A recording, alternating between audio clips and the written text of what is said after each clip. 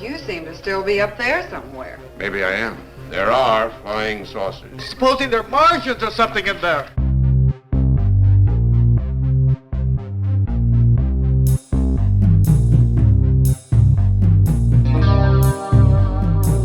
Hey guys, welcome back to another Weird Wednesday. I'm Asherz and this is...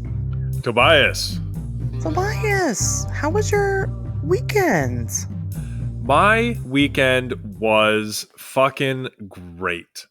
I went to GaryCon actually Thursday, Friday, and Saturday. It goes through Sunday, but that was the day that we set aside to celebrate my mom's birthday. So no regrets. Went to my parents' house instead. Had a wonderful day with them.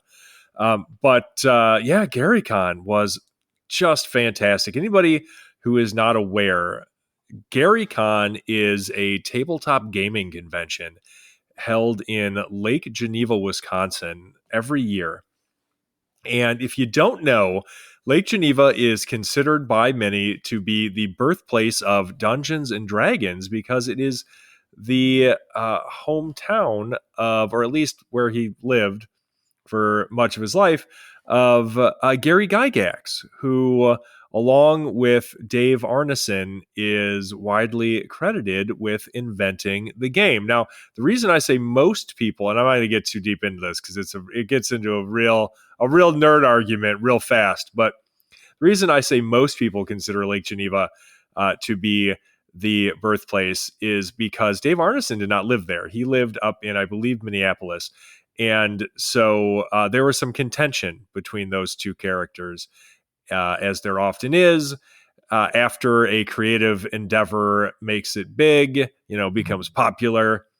And so here we are. Anyway, Gary Gygax is largely remembered, and Dave Arneson, not so much, which is a whole thing. There are several books written about it. So if you're interested, I recommend checking them out. Anyway, it's a great convention, and I had a ton of fun. I ran some Castles and Crusades, which should come as no surprise to anybody who listens to the show. I also played in some Castles and Crusades, which also, again, should not be a surprise.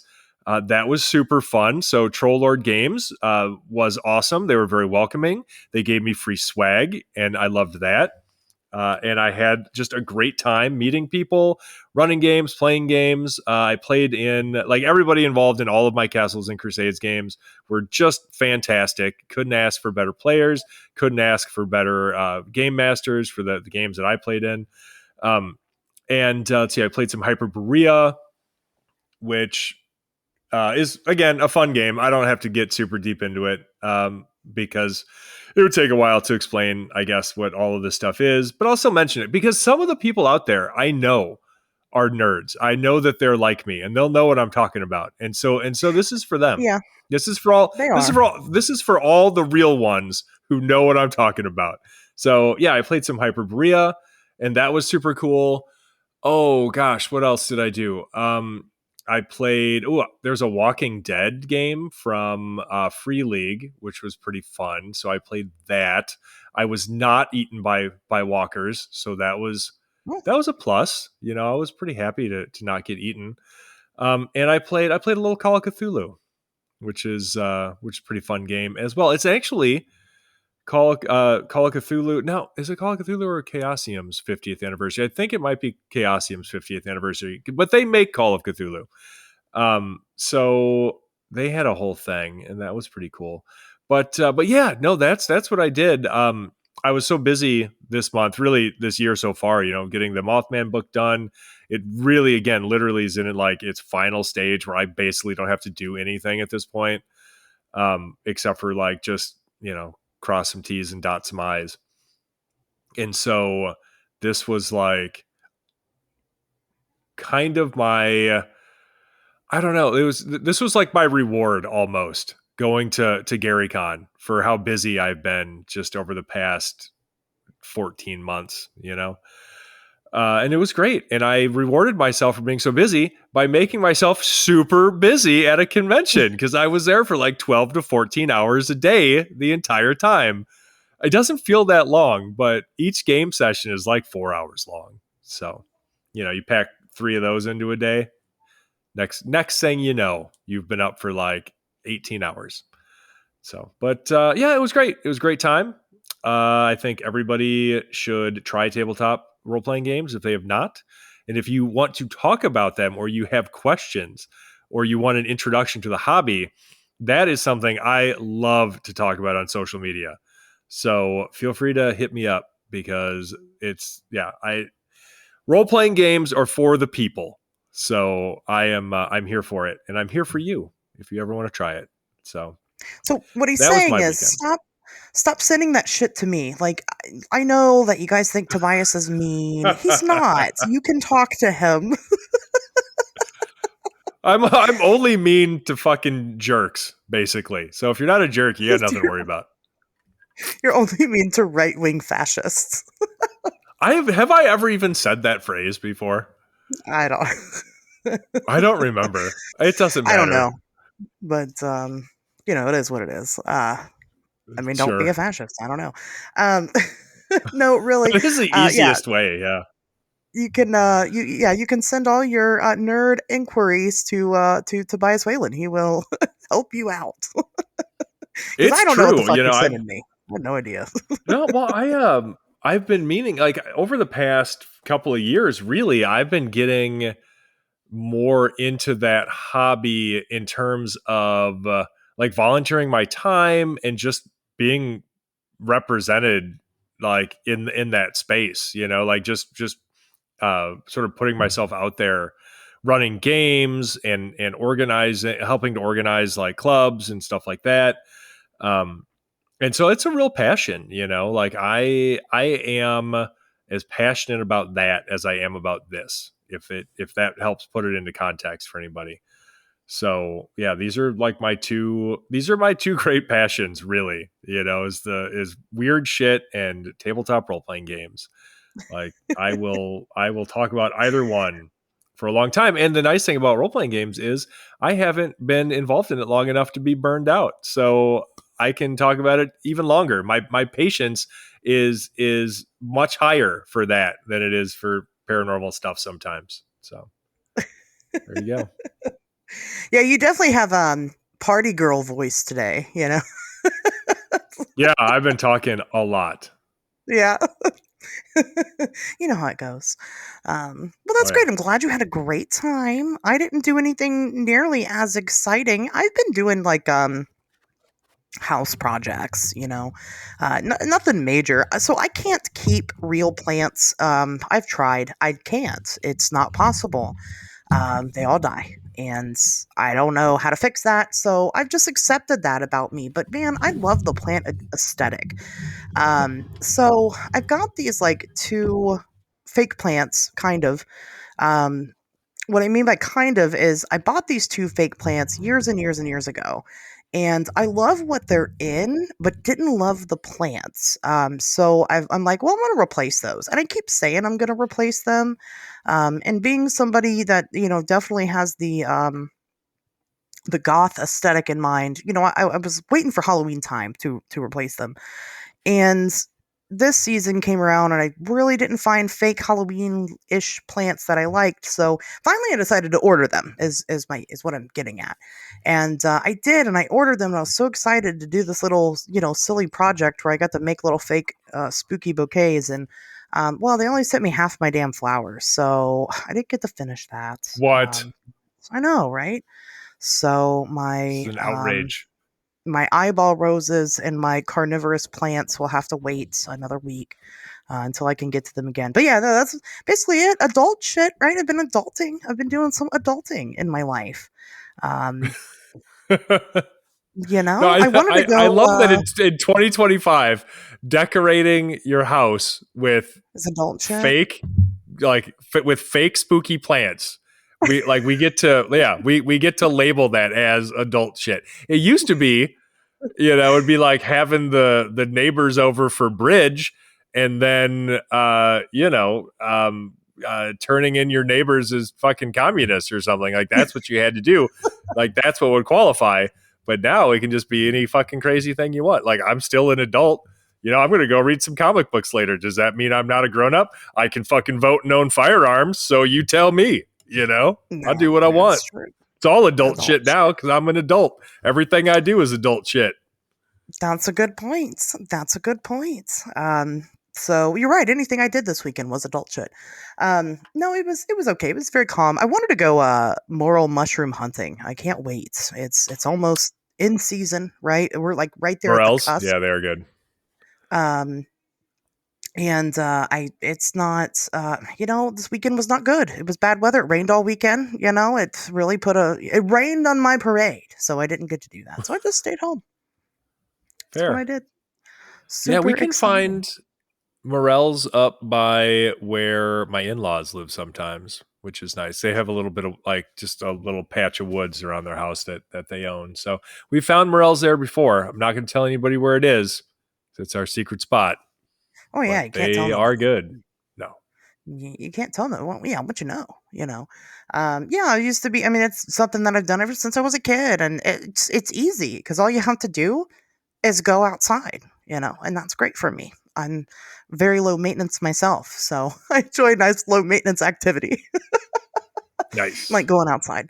And it gives you a reason to be out in the woods, any reason. I mean, I'm there, So anyway, not Right. this weekend, maybe this coming weekend. We'll see. Like I said, it's kind of early. I know a lot of you are like, it's too early. I don't know about that. We'll see. We'll see. It's never too early to be in the woods. So there's that. True. But that's what I did. If you Nice. guys haven't seen, I'm sure you've seen, but clearly you haven't because we haven't gotten nearly enough submissions yet. Go take our survey. For you guys, it's our listener survey because you listen to the show, obviously, right? You're here. We have a True. listener survey where you can give us feedback on the things that you like about the show, the things that you don't like about the show. You don't have to love everything about it. That's fine. You're an individual. We don't care. You still listen, so that's what matters. I don't know. Maybe you hate listening. Maybe you hate the show, and That's you still fine. want to do. Well, now's your chance to let us know in the survey anonymously, right? We don't know who you are, but But I will go. find you. Tobias will find you. Yeah, he's put a If you secret are mean to me tracker in a on it. survey, I will track you down. We've got some good responses so far, We have, and most of yeah, them have been really, really positive, and that's been great. yeah, Like, people have been really nice. There have been a couple of interesting ones. Apparently, this is why this was brought up before because nobody else would have got this joke. Um, but I guess I rail against right wing fascists too often. I was not aware that I was. I mean, I would because I'm not a fan of fascist dickbags or anything. But I guess that is something I do too often. So if you think that I insult or otherwise stand against right wing fascists too often, let us know. If you let think us that know. we swear too much, let us know. I'm not going to fucking stop, but No, go ahead and let us know anyway. yeah, yeah. Please, I would put a swear right into the title of the show if I could have from the get go. Right. On Wednesdays we talk about weird shit. What it was the original title, but you can't get reached that way, so I took it out. But you know, True. I mean, On Wednesdays, we fucking talk weird. we fucking talk weird, Yeah. whatever. But now's your chance, right? Now's your chance to tell us, and for us to not be able to identify who you are in telling us, what it is that you love and maybe don't love about the show, and maybe we'll listen. I mean, we're not gonna stop cussing and you know yelling about right wing fascists, probably, but I I'm swear to just God, saying. before today, I've never said that phrase in like in the entire history of this show. Now, I mean, I try to keep most of my politics out of stuff, but like being a good person isn't a fucking political issue. So yes, I Yeah, am like an LGBTQ fucking ally because I'm not a piece of shit. yeah. Like I try to be actively anti-racist because again, I'm not a fucking piece of shit. Like these shouldn't be political issues. You know what I mean? Like, come on, people. Good lord. Yeah, I'm a true American, and I abide by the right to life, liberty, and happiness. Like I believe in that, and what that means is minding your goddamn business. And if you don't believe that, then you're not an American, and you should probably go back to the country that you're from. I don't know. I'm just saying. That's wherever, I mean, whatever fucking ship your ancestors rolled in on, you should probably roll out with, right. because I you know mean, you we're say here to that, mind our but like business. those Western European countries are pretty nice, and they're not taking a lot of us back. So, Yeah, it's so we're true. I kind of know. stuck here. It's pretty fucking sad, right? They all came over here to get away from those extremist views that they had, just to continue to stick with them. I don't know. Anyway, this Yeah. isn't a political Anyway, show, folks. We it's might not. say some shit here and there because, like Tobias says, it's a human rights issue, not necessarily a political issue. But we're probably going to joke about it now. Now that you said something about it, I mean, we got to It's bring it up true, more. Fuck. right? So take the survey. Is what I'm getting at here. Buy my book, Android Cold: Searching for the Man from Yes. Manual. Um, Buy two copies. Give one to a friend. yes, one for you and one for a friend. It's the perfect gift for Easter, right?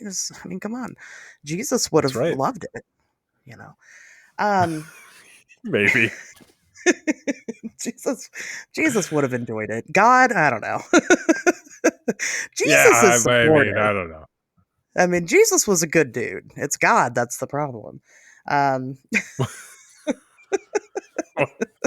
There's so many things wrong with that theologically. All right, so moving on past that, that's another thing we shouldn't get super wrapped up in. we're not a religious show here, folks.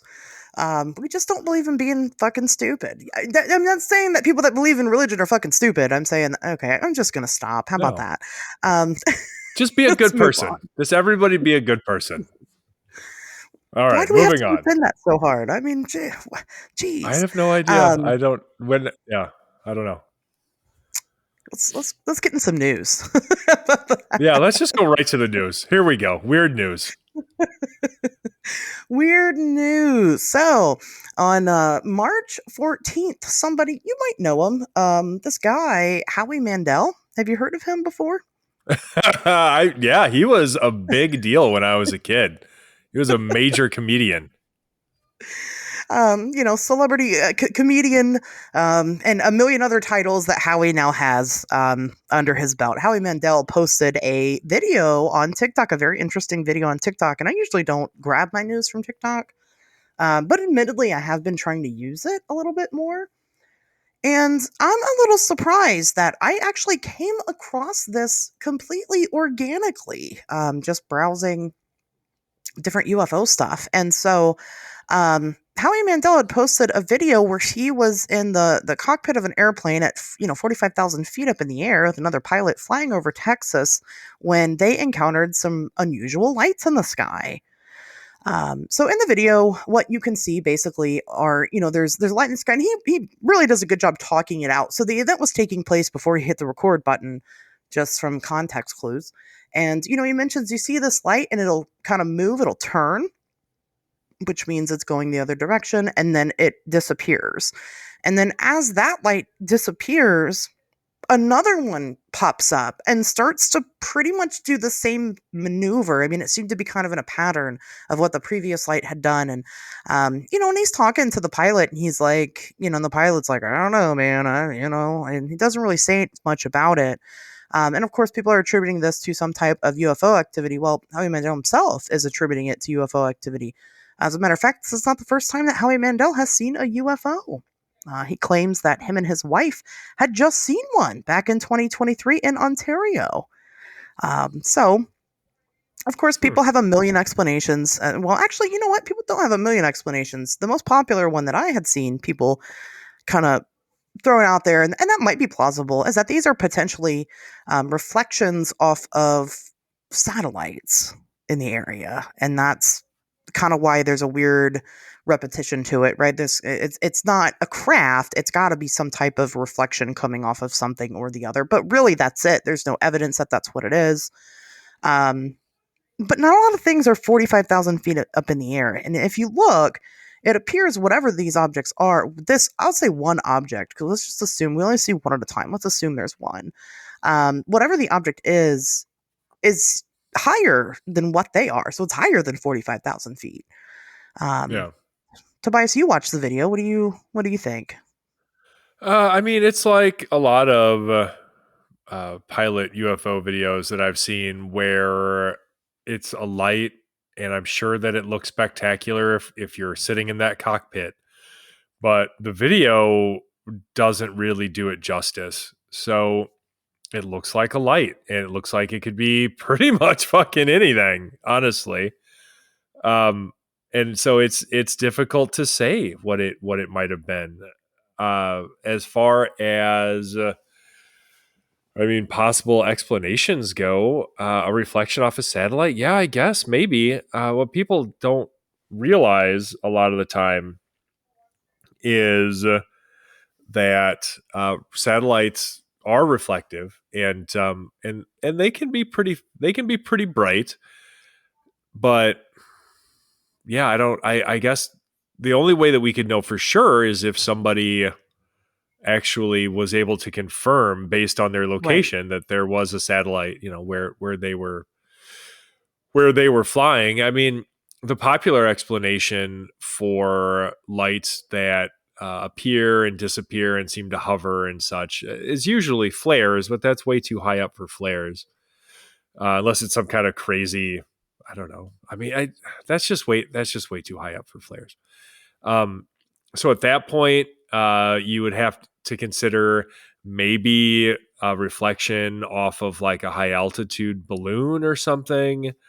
But again, we don't know that that's what it was. That's maybe just Right. one other possibility. So I mean, what we're really left with is a mystery. Frankly, like we just don't have enough information. That doesn't mean that it's aliens, but I think it does mean that it's unexplained, and we should consider it as such.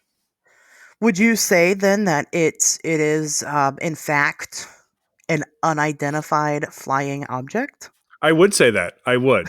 And I love that technical definition of UFO. It's when I say UFO, I never mean extraterrestrial spacecraft, like No. fucking ever. If I mean that, I'll say like spacecraft or I don't know, flying saucer or something.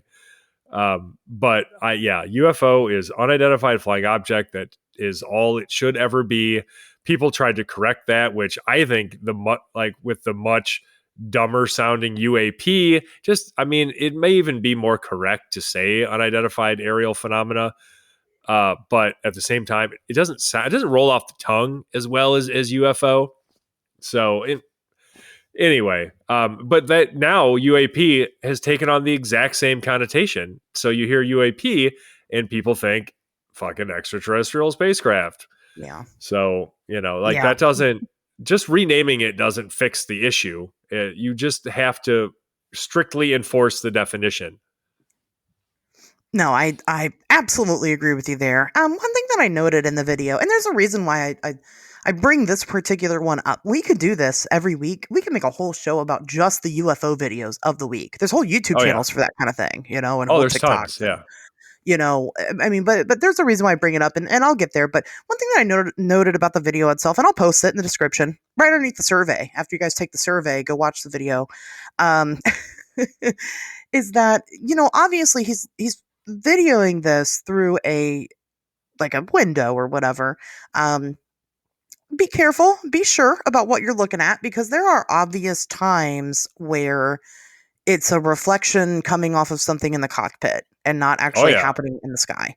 So just be mindful of that. Whatever is happening in the sky, I can't say for sure is not a reflection at all. Now, Howie Mandel is a comedian, right? I am not saying I'm not trying to discredit the guy, but I could see somebody doing that. I mean, hell, we had fucking Lou Elizondo try and pass off a chandelier as a spacecraft, and Yeah, he's but supposed to be there's a serious. difference between like having a vested interest in being either a misinform or a disinformation agent or Yeah. a UFO grifter and being comedian Howie Mandel. I'm not saying that they couldn't possibly both do the same thing, but they're definitely not motivated No. by like the same ideas.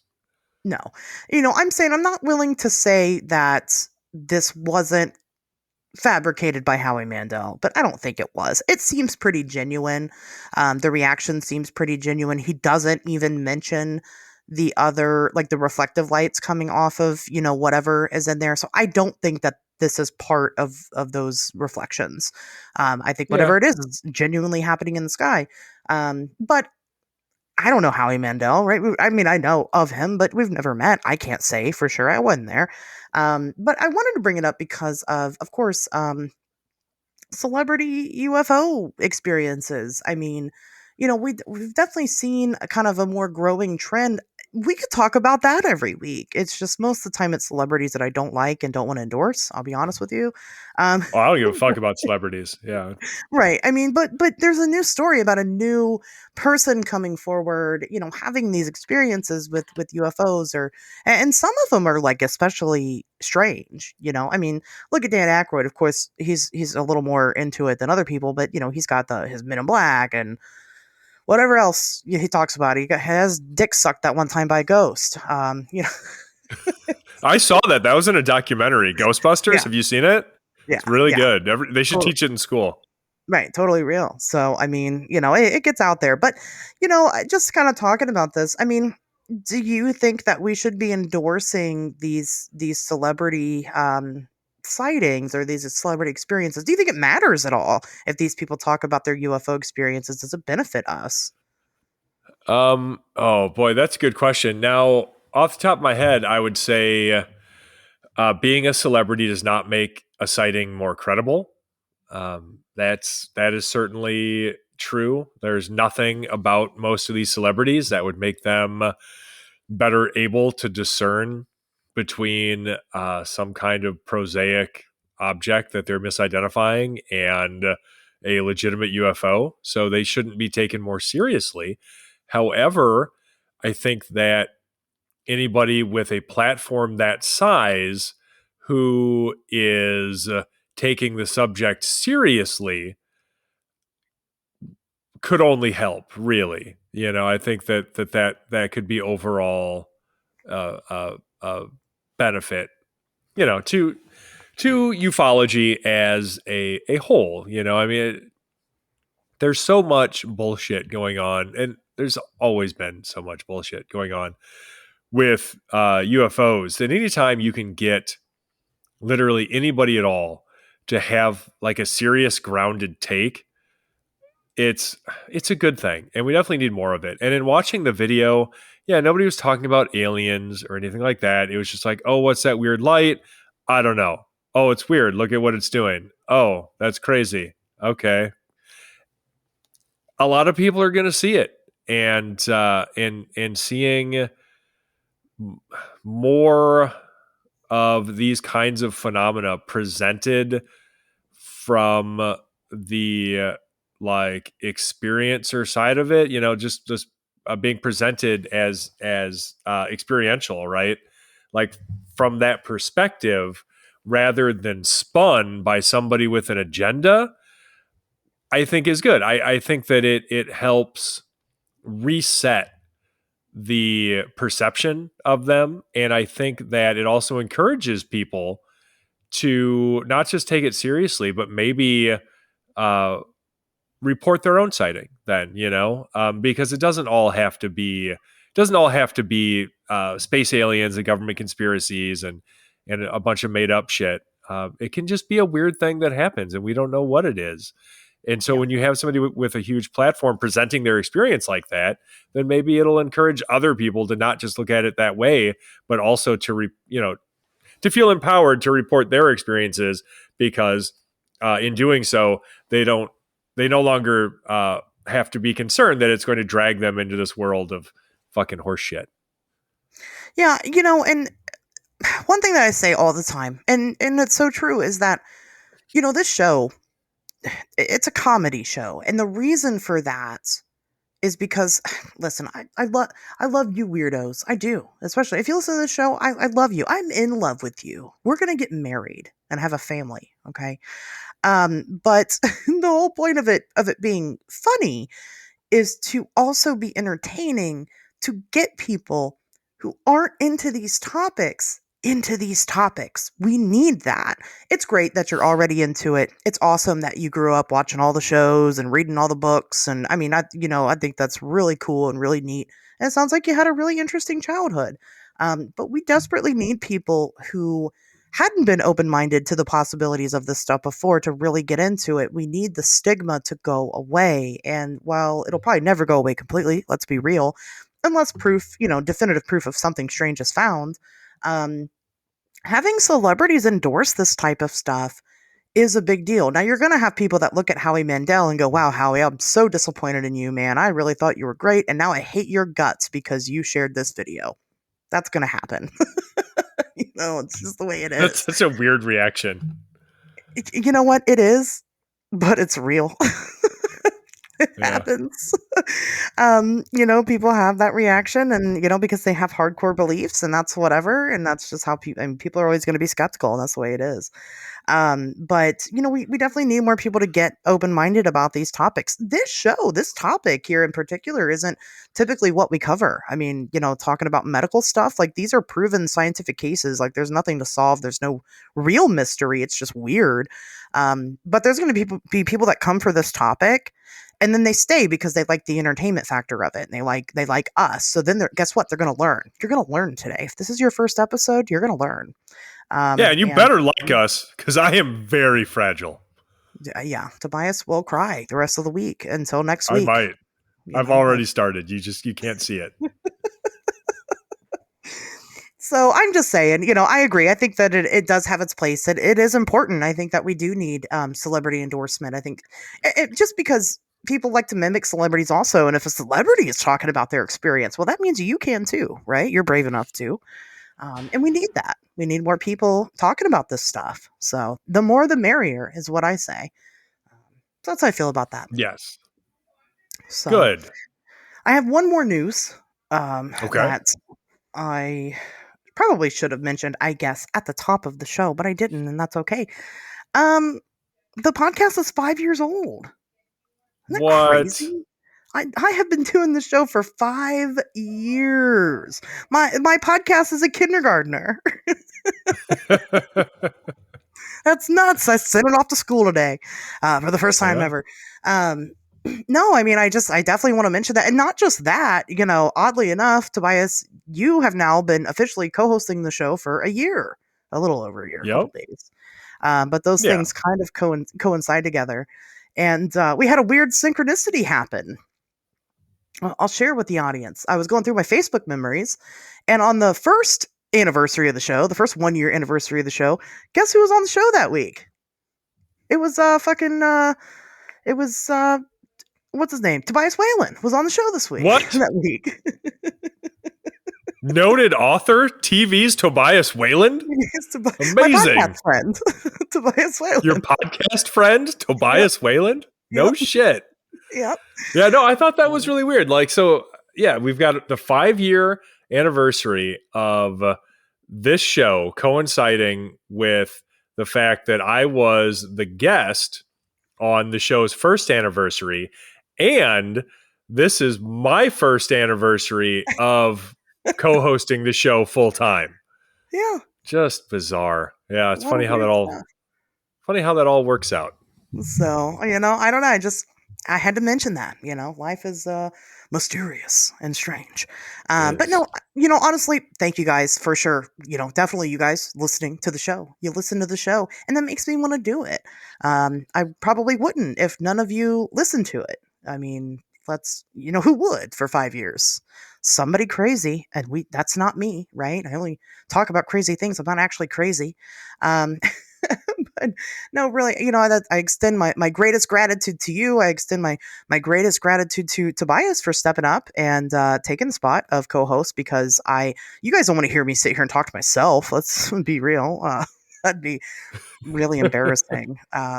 And probably boring. So, and of course, Nate's not here with us tonight. But I'd love to mention him. Big thanks to Nate. Everybody, thank Nate specifically because man, he really brings you the magic of the show.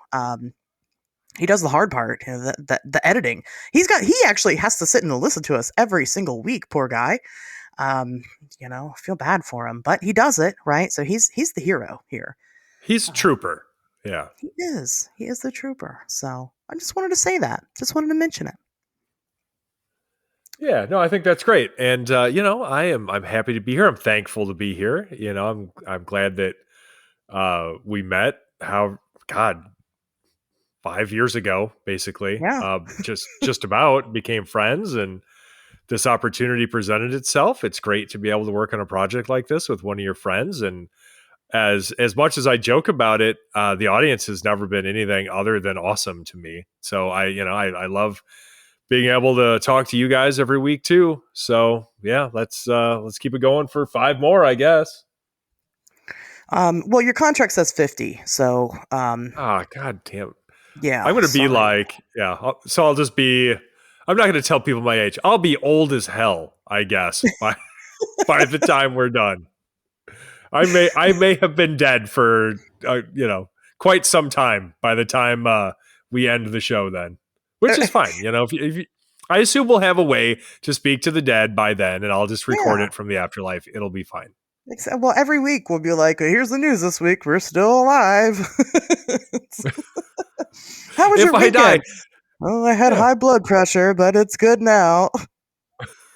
sure. No, if I die, you can just get some medium on, and Yeah. they'll just make some shit up and say it's me. It'll be great. It'll be like one of them YouTube mediums. Anytime a celebrity dies, and they just make a bunch of shit up because they don't give a fuck about people, or like if Yeah, their that's family true. might see that or something. So just like get one of them assholes. It'll be fine. That's a good idea. That's what I'll do. Yeah, Or I could get Adam. He's immortal, so I might get Adam as the backup. We'll that's see. true. Let's get on to our topic for today. I'm actually really excited to talk about these because they don't really fit anywhere else. Sometimes some of these, medical anomalies could probably make their own episode, right? We talked about Gloria Ramirez almost a year ago, probably a year ago at this point. The mysterious toxic woman, allegedly. Oh Um, yeah. yeah, I mean, so sometimes they can kind of be stretched out a little bit, but a lot of these you really can't, but they're worthy of the weird. So I definitely want to get into them, kind of sooner rather than later. So we have a couple that we're going to go over here, and I guess I'll start. Should I start? I think you should start. Okay, Yes. I'm going to What are you start. going to I think start you're with? right. Yes. I'm just going to go down the list exactly as I sent it to you. So that's how we're running this. Okay. So I'm going to start. The first thing we're going to talk about today is something called, I think it's lithopadian. Basically, Lithopedian. I don't know. lithopedian, maybe. Basically, or stone baby, as they call it. Oh, that's sad. Stone Now I'm sad. baby. Well, it gets better. Um, so a stone baby is pretty much what happens when a woman becomes pregnant. But she has an abdominal pregnancy. So it doesn't necessarily take place it's not in the fallopian tubes, it's not in the uterus. The baby ends up attaching on the outside of the uterus and is actually growing into the abdomen. And it can't survive that way. So Well, pretty that's much not what happens. better. No, it gets better. It gets better. And I'll tell you why. We'll get Okay. there. So basically what happens is the babies can't survive in the abdominal cavity, and so they die eventually. But they do survive long enough to get too large to reabsorb back into the system. So sometimes, I guess there should be a trigger warning on this episode. If you miscarry, a lot of times your body will reabsorb it, which is an interesting process in and of itself. But in this case, it can't do that because the object is too large. Typically, stone babies happen after the fetus is 14 weeks, which is, almost viable. Damn near. Well, yeah, so we are getting so far away from like better at this point. I'm just waiting. Like every step, it just gets a little darker. So It gets I'm better. sure Hang on. along with like everybody listening, we're all just anxiously awaiting for how could this get worse? It has to get better, right? Eventually. No, listen, I promise. It gets better. So anyway, so it dies in the abdomen, and what the body does, it's really neat. It actually calcifies the fetus. and turns it into like a little rock in your body. So that way your body doesn't, go into sepsis because it's got rotting material in it. It doesn't harm you. It's really interesting because a lot of the times when women have a stone baby, they don't even know about it. So they have no clue that they're even pregnant. Most stone babies aren't discovered until well over 10 years after they've been calcified already. Some women actually, after the pregnancy takes place, go on to have normal pregnancies and give normal births, all while not knowing they already have a baby inside of them. So that's kind of Wow. neat. Now, the whole reason this is the whole inspiration for this episode because I heard about a lady that was pregnant, technically, with one of these things for like 35 years. And she's not even the longest type of pregnancy that there is. So there was the longest period of time that we've had with these women.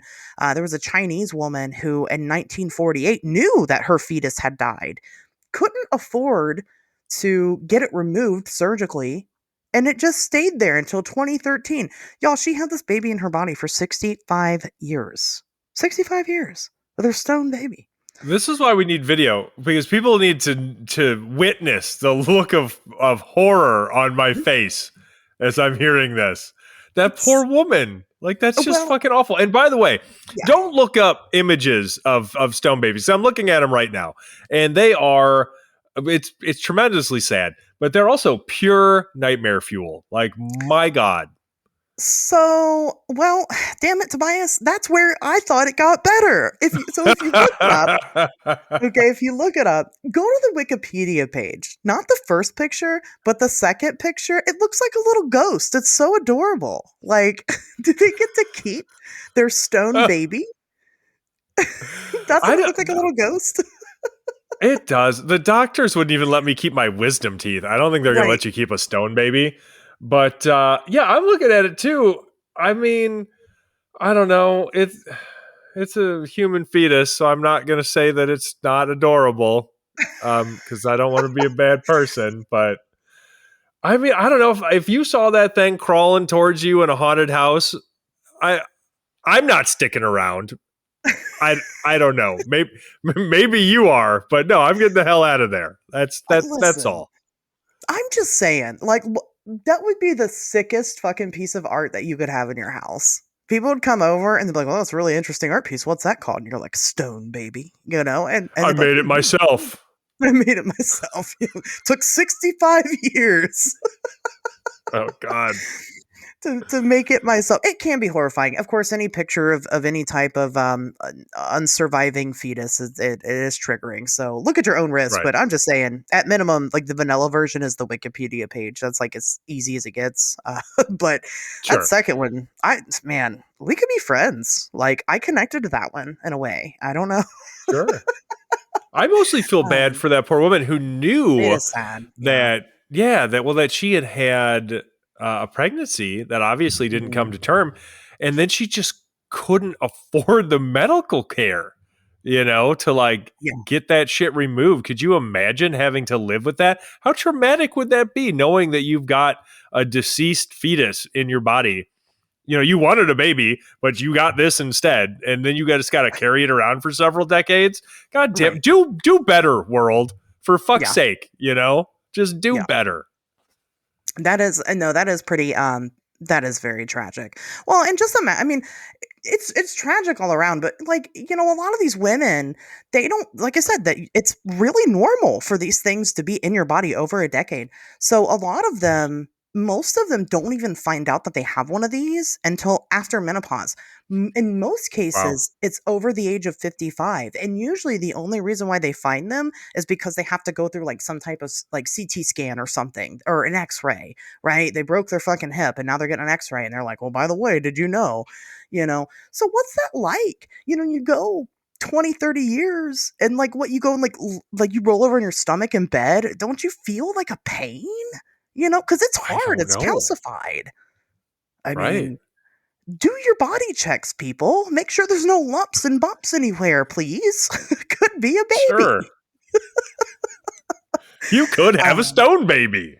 You could have your own stone baby, and you could be having it on your shelf for everybody to see and admire. I'm just saying. Don't keep that to yourself. No, share it with everyone. send it to me. If you don't want it, I'll take it. And I will take good care of your stone baby. I promise. I'll talk to it every day. Um, Again, I'm not crazy. I just talk about crazy things. It's whatever. It's so dark. Yeah. All right. It is dark. Yeah, to me, I think it's probably the darkest topic on the whole list. So I thought that we would Yeah. start off with a bang. Oh, sure.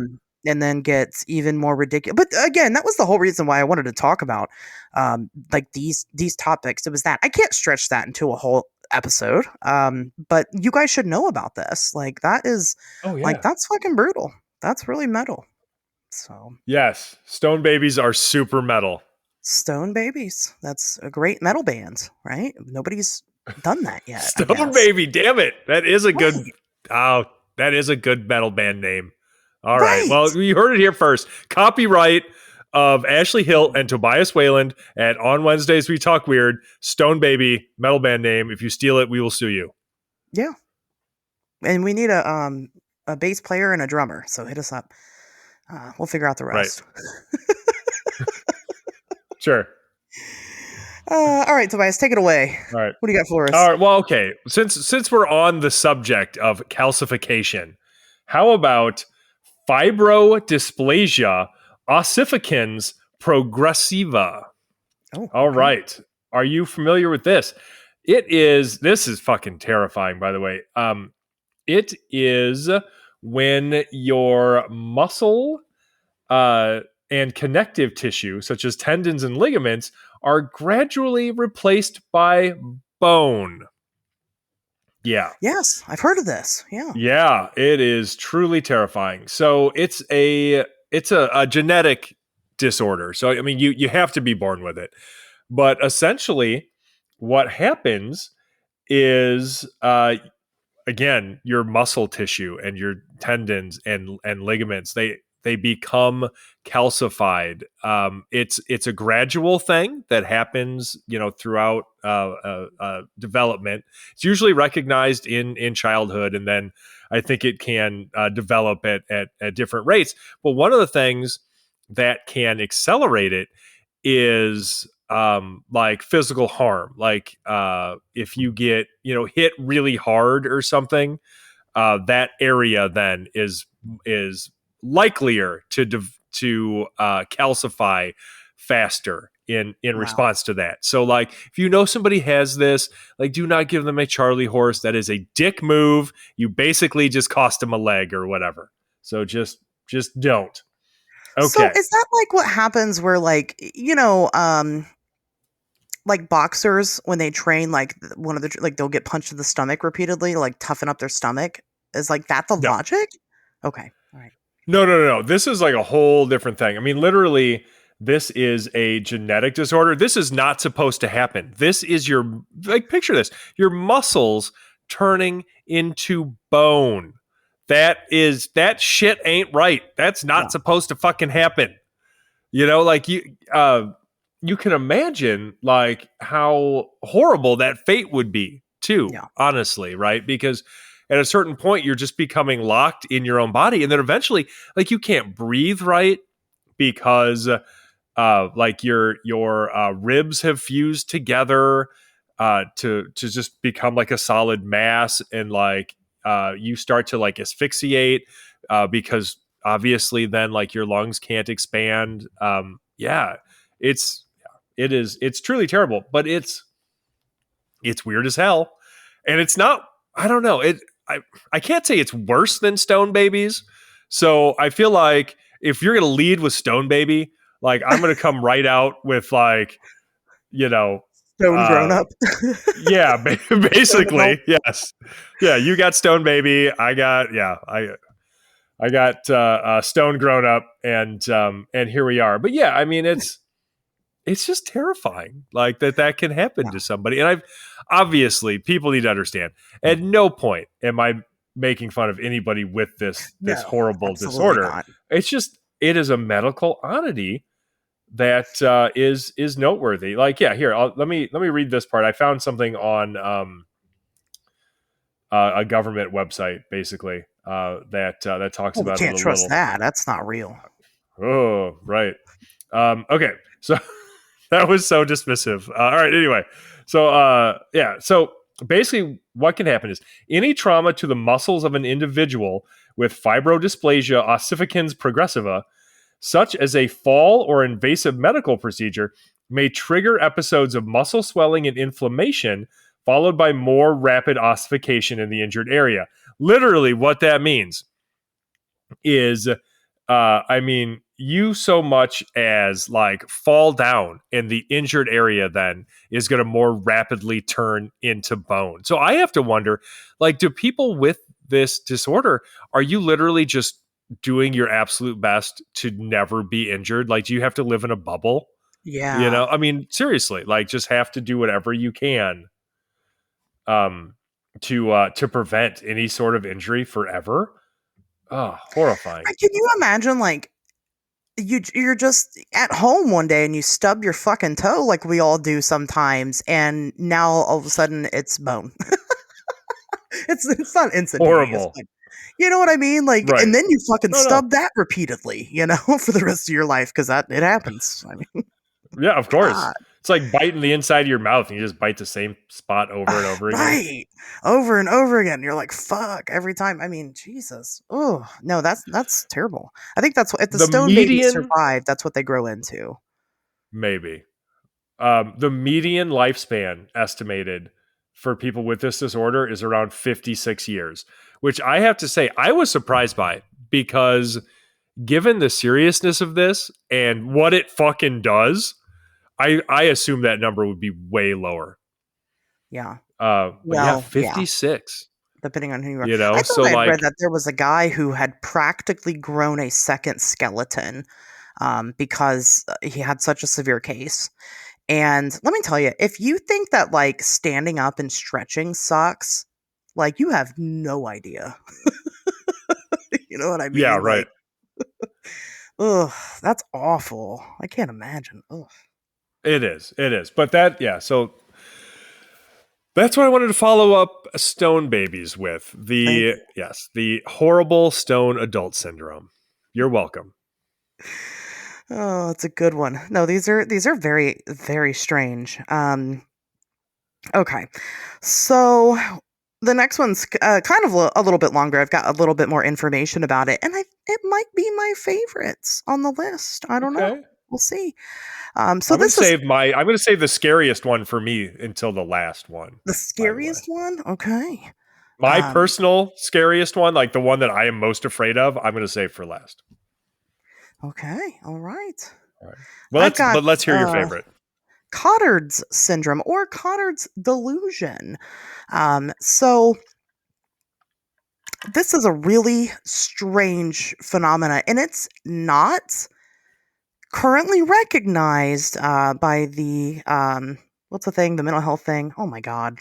The mental health book. The mental health thing? I don't know. The book where all the diagnoses are and everything you could have. Oh my God. I'm blanking on it. There's a whole book that tells all the mental health diagnoses that you can have, and it's not in there. You won't find Cotard's syndrome in there. However, it is medically recognized. In Cotard's syndrome, the sufferer believes that they are dead, that they do not exist. They don't recognize certain body parts, so they think that certain body parts are missing. And then in some cases, they may have strong delusions that they're actually immortal because they believe that they've already died, but they're still here. What? Yeah. So it's weird. That sounds awesome. Can I have that? Like, can I just get it? I mean, you can actually. Yeah, you can just get it. So in 1880, a woman who was dubbed Mademoiselle, oh my God, Mademoiselle, I can't say it. Madame Moo. Just call her Madame Moo. Man, I'm struggling today. It's definitely a Monday. I mean, Wednesday. By the way, it's the Diagnostic and Statistical Manual of Mental Disorders used by the American Psychiatric Association. Who could remember that? That's not even your fault. That's such a fucking mouthful. It's abbreviated. It's the DSM. DSM. Yeah. And that's what I was thinking of. But it is a mouthful. Sure. But thank you for finding it, because my God, I just really was struggling. And now I can't say Mademoiselle. I said it kind of. X. You did it. X was her name. Obviously, she's anonymous. A lot of these people are going to end up being anonymous because they're HIPAA, confidentiality. Sure. But she went and saw French doctor Jules Cottard, and she had reported, feeling very anxious. She had a really weird, sense of despair. Oh, and also she is dead too. And that's Like where currently things. dead? She is now. This was 1880, but at the time, she, Oh, okay. let Dr. Cottard know that she was dead. And he was like, "What Okay. the fuck does that mean?" She went on to explain that she actually believed that she had no internal organs, she had no nervous system, and she also did not have a torso.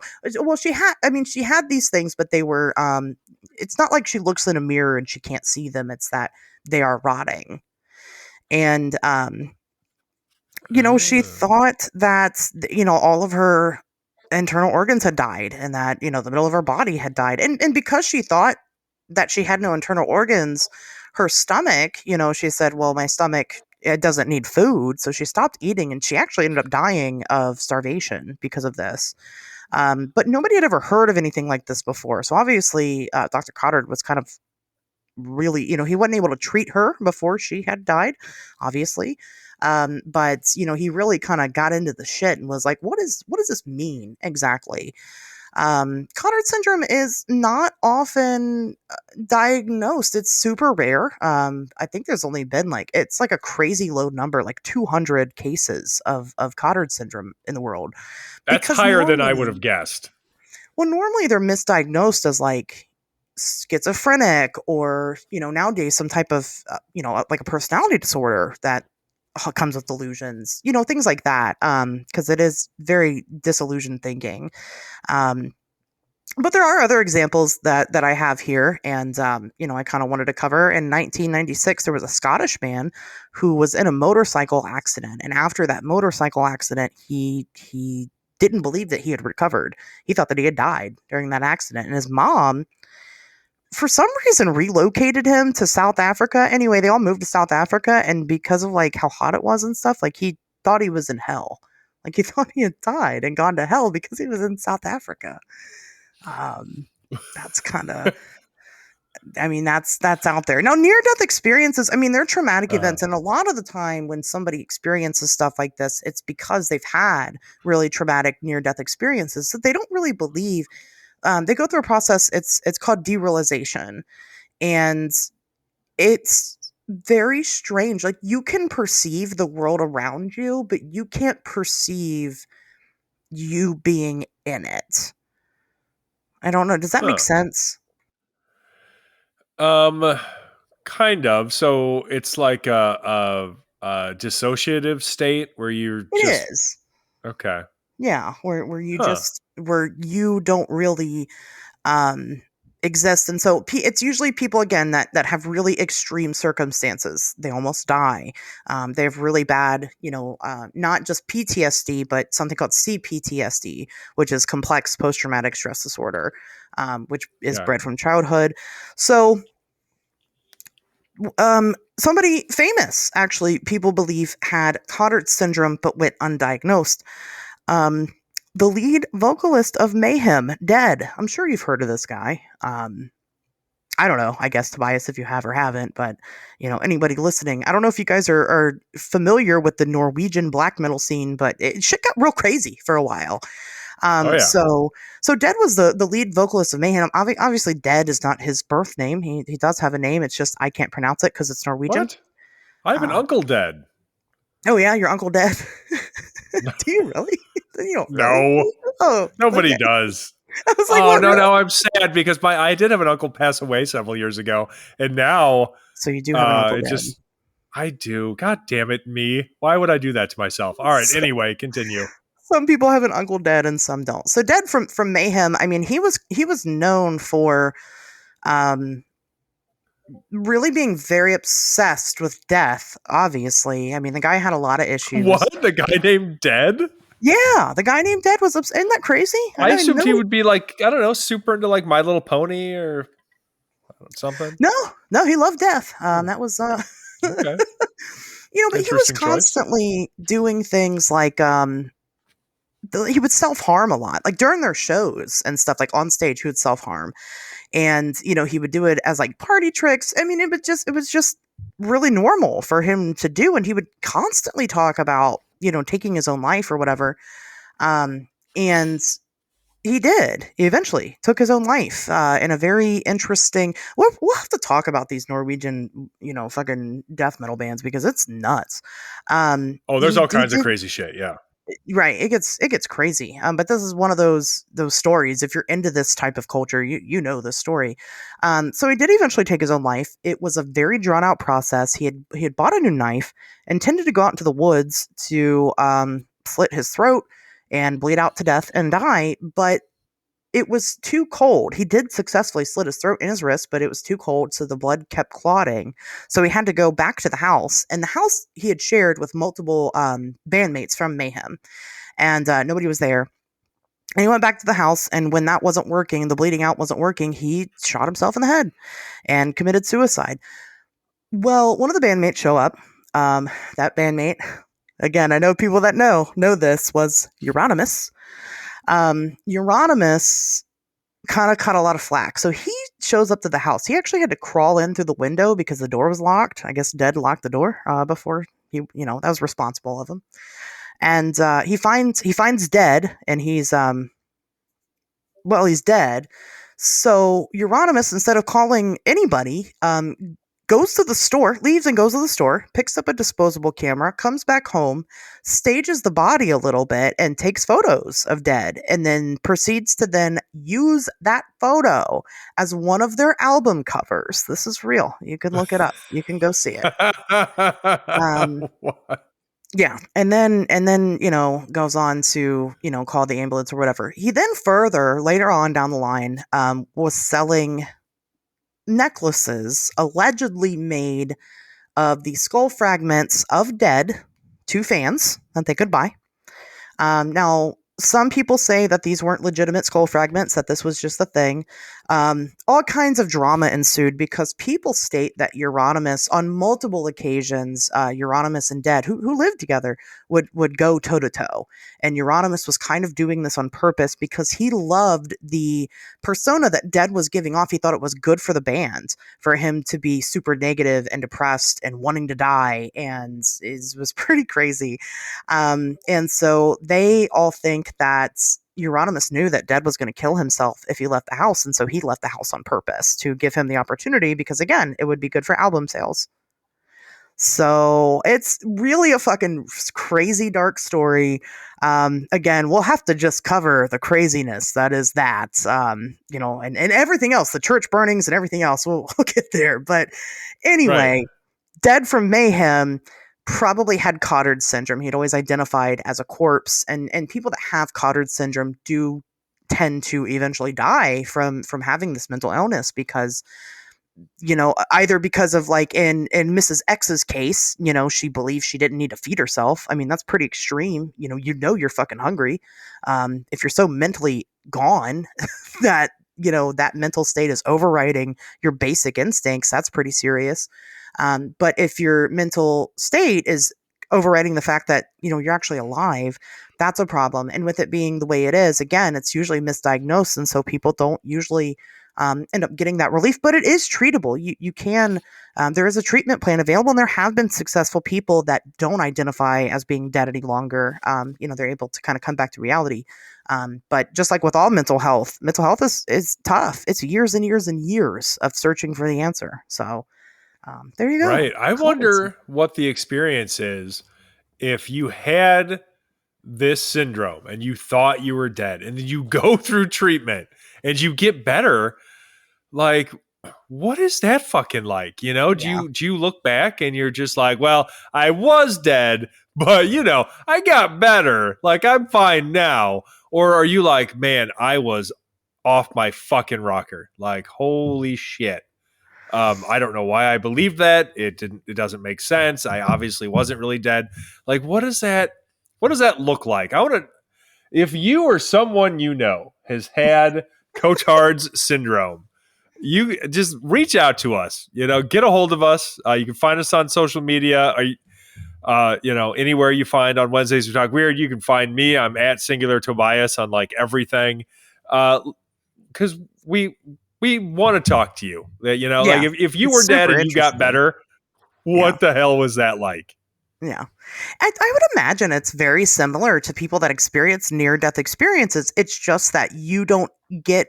So, and we should do near death experiences too one of these days. That's an interesting Oh topic. yeah. But, eventually those people end up having like a renewed lease on life, obviously, right? That's obvious. It comes with a lot of struggle. But they do get there, and so it's probably very similar to that. You end up just kind of having this new worldview on things, and so do you go from being like super dark and depressing to like being a fucking ball of sunshine? Like is that like I ultimately don't know. it ends up making your life better because you have that perspective? No, I agree. If anybody's had that experience, definitely, because I've been through derealization. I didn't think I was dead or anything, but I couldn't relate myself into the world, and it is a weird thing to try to describe to people. If you don't know, you don't know. Um, and then coming out of it, it is like it's like having brand new eyeballs. So I could relate, sort of. Except during my time of going through that period, I was still able to recognize that I was suffering from a mental health problem, and I was able to rectify that because I didn't always feel that way. Some of these people feel this way pretty much. I mean, Dead, he's that example. He felt this way his whole life. Probably his came from he had really bad bullying issues as a kid to the point to where he like nearly got beat to death by bullies. So he had that near death Well, experience at a young age. So he's always felt that way. Some people with the syndrome, it's a slow progression. It's like anxiety and depression, and then it just gets darker and darker until eventually you're like, well, fuck it, I'm dead anyway. So I don't know. I would be interested to talk to somebody who has been healed from this in a non-triggering way because it's fascinating. It's very odd. So yeah. anyway, there's Wild. that one. Go listen to Mayhem, All I right. guess. Yeah, no, for sure. For sure. Okay, so speaking of syndromes then, how about Alice in Wonderland syndrome? Have you heard of this? It's This is new. Yeah. is it? Okay. So apparently this is a brain-related condition that disrupts how you perceive your own body, the world around you, or both. So obviously it's named after, the children's story Alice in Wonderland. But specifically, do you remember the part in that where she like would shrink and then get huge, right? You know Sure. what I'm talking about? Yeah. Yeah. Drinking little It's potions. yeah, it's named for that because basically what this does is it disrupts your brain's ability to process like sensory input. So you perceive the size of things you see around you as completely distorted. Like things might Huh. appear huge or tiny, or maybe you think you're huge or tiny in comparison to them. Um, but obviously, like it's in illusion, right? So, interestingly, it's most common in children, with some studies showing that nearly 2/3 of the cases happen in people under age 18. So, mostly kids. Interestingly enough, it happens enough to kids that there is research that indicates that up to 30% of teenagers may have experienced at least a brief episode of this of this syndrome, or at least some of its symptoms, which is fucking wild. Do you know anybody who has ever reported anything like this? Like they're just like, oh yeah, I was sitting in my living room, and then all of a sudden, it felt like I was 6 inches tall. Have you So ever heard of that? kind of, yeah. Okay. So so I know a couple of men who have this very particular kink. Okay. And their Are they into kink, giant ladies? well, not necessarily giant ladies, but they're very, very small, like 6 inches tall. and you are just a normal human-sized woman, and they're very tiny. So, I Oh, mean, that's got to be related, right? It has to be. Like, because that just sure. sounds so like I said, I had never heard of this before, but that's the first thing that popped into my mind because I've definitely met, these men. I used to have one who would message me all the time, and God, I hate to say this, but usually with really weird kinks like that, although I don't engage, I don't really tell them to stop because here's the thing: is that it's I get it. Your kink's really weird. Good luck finding anybody to entertain it at all. And I don't know. I feel like I'm doing a service to people. And usually, actually, they're pretty nice and not creepy, as weird as that sounds. So I've talked to plenty of these people who are like super. This is not an invitation, folks, to come jump on my DMs with your creepy kinks. But I'm just saying. If you I, do, though, I'll get to hear about it, and I do want to hear about your weird shit. So at least consider it. uh, that's true. Tobias will hear about it. Um, but I've had extensive conversations with these guys, and like I said, although I don't really get into the role playing aspect of it, I mean, we've certainly talked about, you know, just kind of where this comes from. And yes, they perceive themselves as teeny tiny, and it's not even necessarily always sexual, because they'll want to do things like sleep in different areas that, like, like they want to like curl up and sleep in your belly button, where like nobody could fit, obviously, Right. um, and so it's kind of sweet in a way, but it is strange. I mean, but obviously it comes from something, and they don't even seem to quite understand it. But there's I mean, it's definitely a community out there for something like that. Probably some of you listen to the show and you're into that. Probably one of you I've talked to about it. I don't know, but anyway, Maybe. yes, I've kind of heard of it in a way. Cool. Well, if you're listening, yeah, I don't not want to hear about your weird fucking kinks. So, go ahead and just send those to Ashley Hilt. And, courtesy of On Wednesdays We Talk Weird, she can tell me all about it. It'll be great. All right. What? Thanks, Tobias. Oh, I'm such a dick. I know. All right. But okay. What's really interesting about this, though, to me, is that it is largely temporary. Like this is a thing that it'll happen. It pops up. Kid has this weird sensory experience, and then it goes away. And it is very, very rare for this to last long enough that medical intervention is ever actually necessary. Yeah. There are fewer than 200 cases between 1955 to 2016 that actually required direct medical attention. Um, Nobody really understands it. Nobody really knows what causes it, other than that, obviously it is some sort of malfunction of the brain and nervous system. But it also doesn't really seem to be hurting people that much. So I guess Yeah. it's probably just fine, right?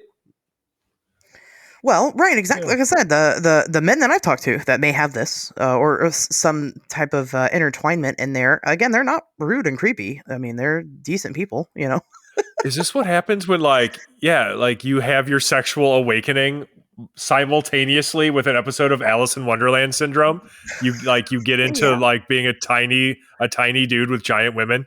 I get, and well, I mean, like you said, nobody understands it, so it could be you could be onto something. Because that's the only thing that I can think of that's even remotely similar. That is really interesting. But Well, have you ever watched yeah, like Rugrats? The show about the babies. sure, yeah. A lot of stuff in that show come the perspective that they do it. I mean, it's told from the baby's perspective. And sometimes when things are like particularly terrifying, of course they're bigger, they look scary. So that kind of seems like a pretty normal, childlike response to perceive something as larger than it is. But this is when you perceive yourself as a different size, not necessarily your surroundings. Well, it's kind of six of one, half dozen of another, right? Like, Okay. since it's all relative, it doesn't really matter if you're tiny or your surroundings are enormous. Like the There you result go. is the same. You know what I mean? Right. Right. So Interesting. Yeah. So I wonder yeah, if that's something that, maybe we use for some reason as babies. I mean, to perceive danger, and then some people just don't really get rid of it right away. I don't know. I don't know. I mean, Interesting. yeah. Some people use it as a kink later. So And God bless those people and their love of giant women. giant women. I like giant women too. I kind of get it. I guess. I don't know. Like, Sounds cool. yeah. Sure, why not? Bring on the giant women, like the planet of the Amazons from Futurama. Yeah. Sure, 50 death foot tall by women. snoo for everybody. Why not? Sure. Wow, very interesting. Huh. That's a Yeah. neat one. Well, Yeah, mine it's are, not a terrifying one. I saved my most terrifying one for last, as I mentioned. yep, I've got two more, and they're a little more on the supernatural side. Oh boy. Or at least they're perceived as more on the supernatural side. So we'll get there. Um, you ever seen that movie Idle Hands? I have. I like that movie. Great fucking movie. I love that movie. It's it's fun, right? Good clean fun. What if I told you that movie is based on true events? Really? Did somebody Really? kill Seth Green with a bottle in real life? I hope not. They did. Yeah, it was last week. Damn it. It happens.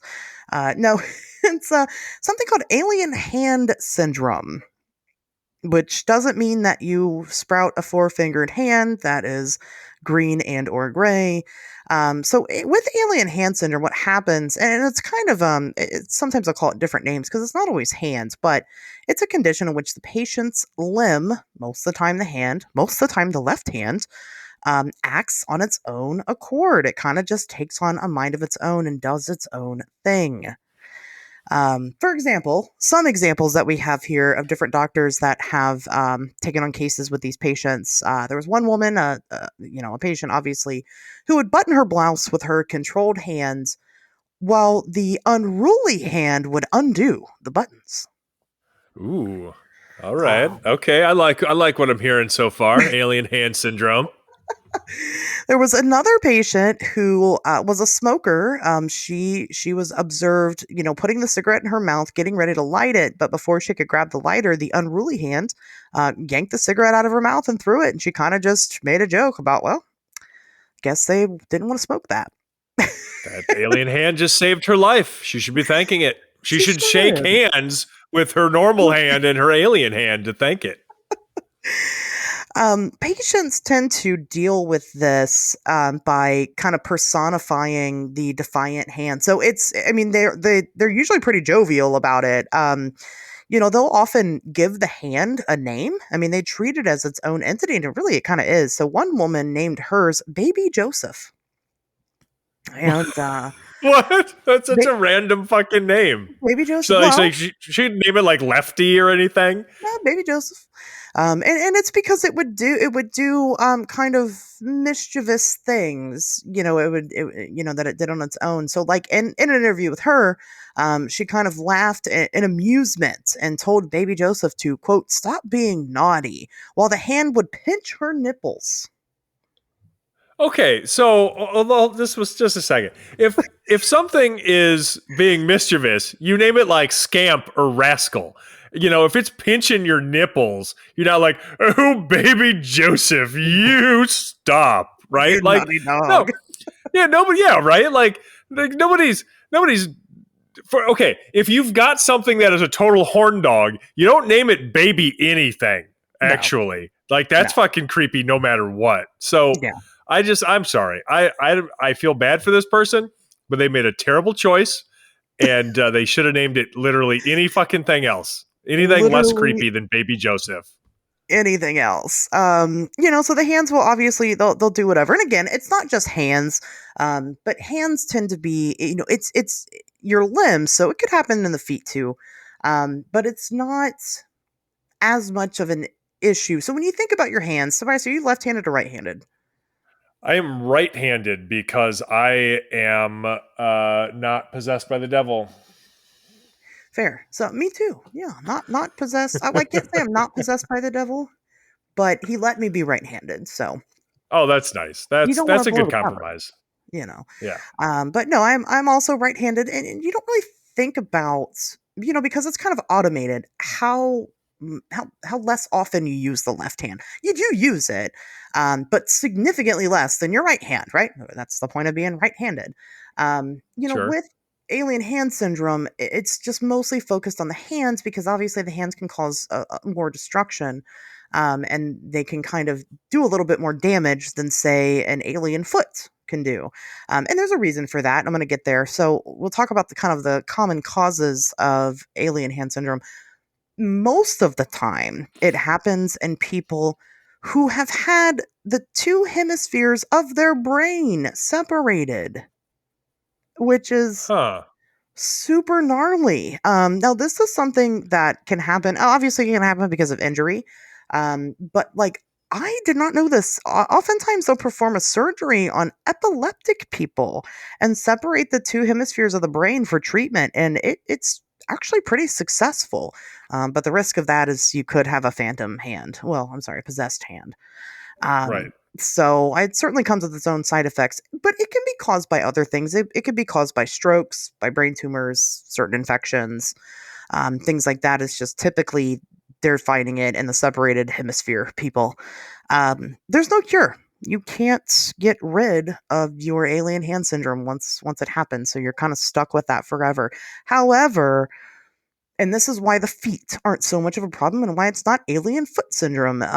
If you keep the hand busy, then usually that's really good at preventing it from kind of doing its own thing.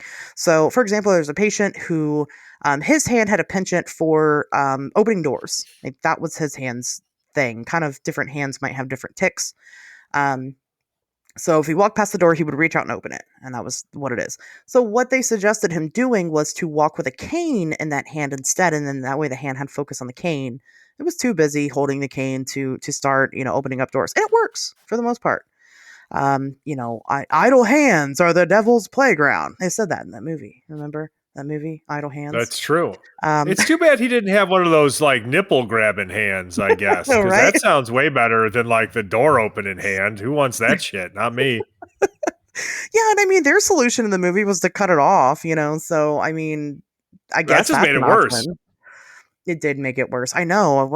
I haven't seen where these people are getting their hands amputated because it seems like you still have some control over it, but it does tend to just do what it's doing, and it tends to kind of do the opposite of what your intention is. Hence that left brain, right brain situation. So in the case of the buttoning the blouse, right? Your one hand's busy buttoning, then the other hand's going to unbutton. The one person wants to smoke, the other hand doesn't want to. So it's just straight up defiant. Like it's just there to piss you off. So, Well, and what of the hell? course, Yeah. some people attribute this to things like, well, demon possession, like that movie, Idle Hands. I'm sorry. What what movie was that? Was that Idle Hands? Did Idle you say Hands. Yeah, Idle Hands. Idle Hands? Okay, Yeah, we get paid by the mention of Idle we Hands, do. so Yeah, it's important to mention it as much as possible. every time we say Idle Hands, it's $2.50. That's $2.50. So keep going. No, some people do attribute it to that, and of course we have Well, some science. people are fucking dumb. I don't know. Right. I mean, there's obviously a medical reason here, and that's clear. But I could see, 200 years ago, if somebody had a stroke and happened to survive it, and they had an idle hand, that was doing its own thing. Sure, okay, demon possession, why not? But like it's 2025, we know better. If you know somebody with a crazy hand that they can't control and it's killing all your friends, um, call the police first of all. But watch out because it killed police too, and Oh, that's right. also a doctor at the same time. Get Right. Well, them I mean too. that is an interesting question. Like, how often is this actually destructive, though? Because it sounds like it's mostly just sort of prankish. Inconvenience, yeah, and well, Yeah. I guess if you're. I mean, again, if it's doing the opposite, and like that's what it tends to do, and you're thinking about like how much you love a person and how much like you couldn't live without them, then it would probably be a risk. So don't fall in love, I guess. Oh with boy, yeah. What anything. if you're a doctor, so you want to heal people? No. Then you got the one alien hand, and it just wants to kill people. It just wants to kill. Yeah. Oh no. That sounds like a really great premise for a horror movie. They should make a horror movie about one of these idle hands. Um, Yeah, right. I'm Like just seriously, is a movie from the '90s? Is it really sponsoring us, paying us by the mention of the movie title? Like, because otherwise, there's no reason to ever bring that movie up as much as we. much as we have this one episode. No, yeah, you're right. That's a good point. It's just so effing good. Well, in the movie, he takes up knitting and it works until it doesn't. I mean, but for the most part, it was working, and he was able to continue knitting. And then the police show up, and then that's when things go bad. Right. That's So usually that's usually when things go bad. Yes. as crazy of a premise as that movie is, again, the fact that it actually is rooted in some type of reality, they did a good job there. So I'm gonna give them a little more credit than I need to. So anyway, that's alien hand syndrome for you. Excellent. All right. Well, okay. Like I said, that's mildly terrifying, I guess, or at least it would cause anxiety. We But need a scale this of right. terrifyingness. All right. So, like I mentioned, I have saved the most terrifying, or one of the most terrifying things that I can imagine for my last one here. Have you ever heard of aphasia? I have not. Okay. So, aphasia is a disorder that results from damage to the portions of the brain that are responsible for language. And it can be caused by a traumatic brain injury. It can be caused by a stroke or a degenerative disorder like Alzheimer's disease, or a brain tumor that could be growing in any one of our brains right now.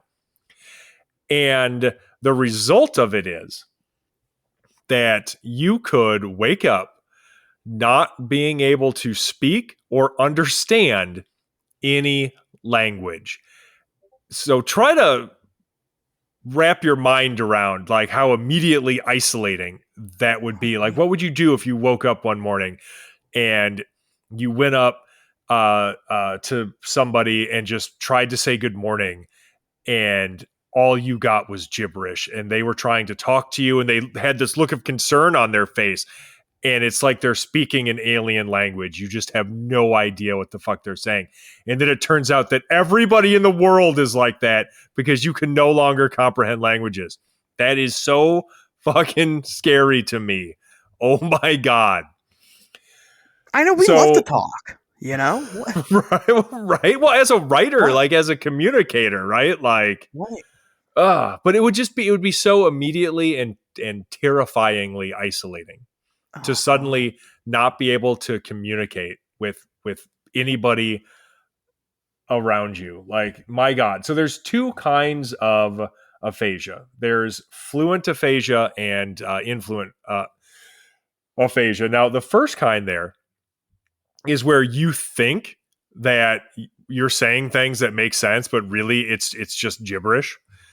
And so you might think that you have walked up to somebody and said oh, hey, how's it going? How's your day so far? But really what you did was just walk up and say something like, where go dragon butt farts, dog? Right? Just total gibberish, which is terrifying enough. But then there is the influent kind where, and this is the kind, the first kind is I think more associated with degenerative disorders. So if you've got Alzheimer's and any form of dementia, right? Now, the second kind is more often associated with traumatic brain injuries. And that's the one where you kind of, what you want to say, but then you just can't say it. Which I think would be probably one of the most frustrating things that I could possibly imagine. But still also like terrifying because you would, like you've lost again this ability to communicate. But by far the most like terrible manifestation to me is the inability to understand what other people are saying. Yeah. Like to even like recognize the words, but just somehow no longer know their definitions. Ugh. I'm Yeah. afraid to So travel abroad because I don't speak any other languages and I don't want to get in a situation. yeah, You know? I mean, right? Yeah, I mean, Yeah. it would be like waking up and suddenly like all of your loved ones, Right. like everybody that you no longer have a common language with them. You just can't communicate with them anymore. Ugh. So That's so yes, sad. that is a huge nightmare for me.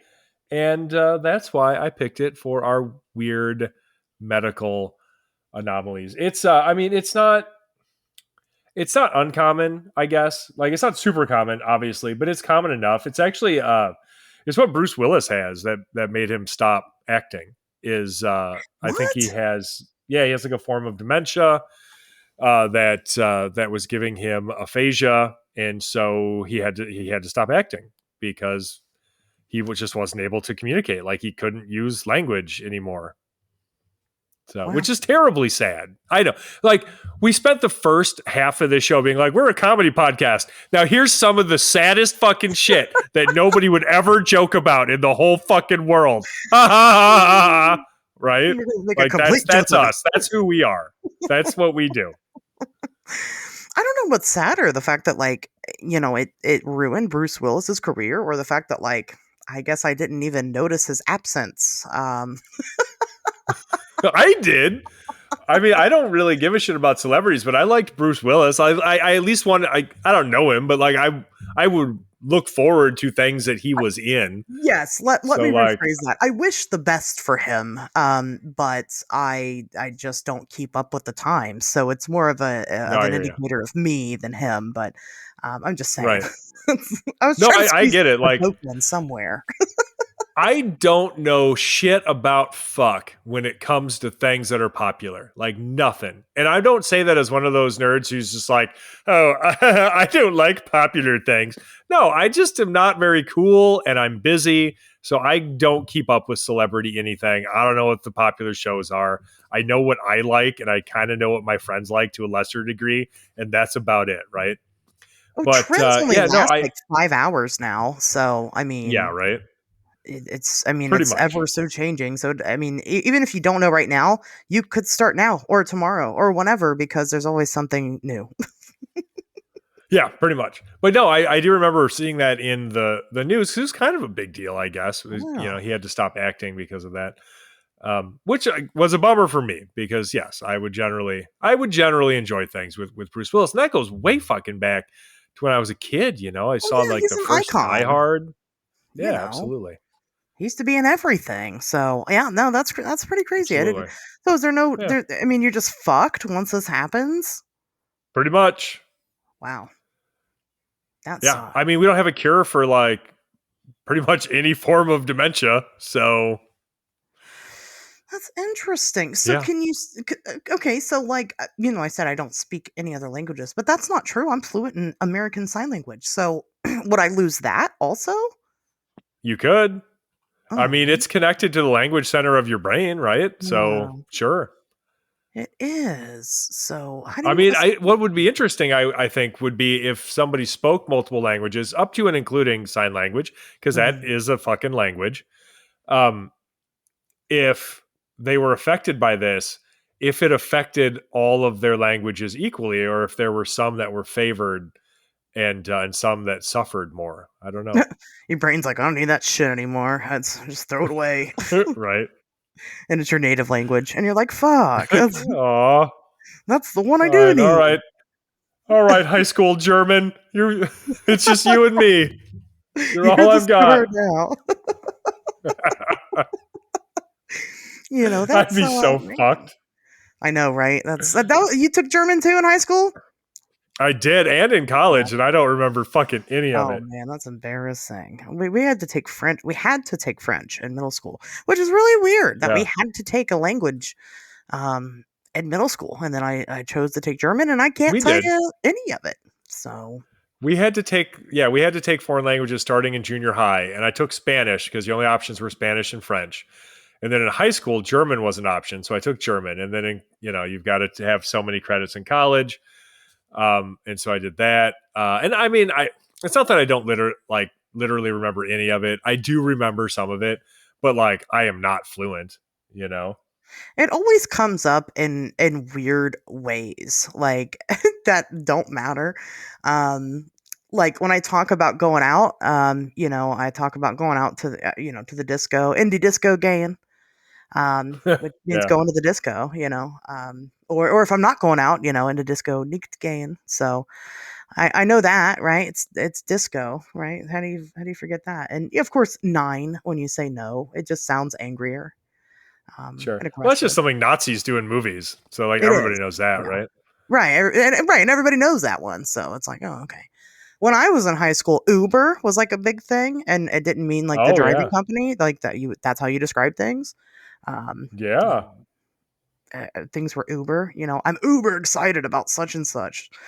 My God. I also remember the what a terrible time the aughts were. So I Yeah. am familiar with Uber and its Yeah. overuse. Yeah. back in the day. It was Um, a dark time in American history. yeah. Yeah. I can feel my muscles Everybody had calcifying frosted as we speak. tips. Oh, yeah. Yeah, frosted tips. Overusing the word Uber. Oh yeah. Uh, Back in the day. Anyway, no, that is really horrifying. It is, and it's not even. I'll be honest with you. In researching this episode, not even the most horrifying medical anomaly out there is plenty. We didn't even get into like fucking prion diseases, which are really yeah, genuinely horrifying. I think Um, locked in syndrome is probably the thing that terrifies me the most because you are just completely mentally aware the entire time. yeah. Well, right. You have no loss of faculties.